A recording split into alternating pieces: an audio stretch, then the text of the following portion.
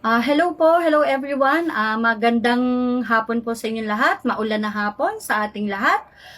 Ginawa ko po itong video na to para po sa ating lahat din. Awareness po sa inyo. And sa mga makakanood po nito, please share this video. Maraming salamat po. So kayo po ba ay nakakaranas po ng pagsakit ng ulo, and then pangangalay ng likod, pangangawit, at pamamanhid po ng ating mga kamay? So, kanina po kasi ako po ay nagpa-check up, nagpatingin po ako. Kung nararamdaman niyo po ang mga ganitong sintomas, possible po na magkakaparehas na po tayo ng sakit. So, napansin ko po kasi lately to, mga nakarang araw po. Medyo masakit po ang aking ulo. Susunod na po dyan yung likod ko po na nangangalay.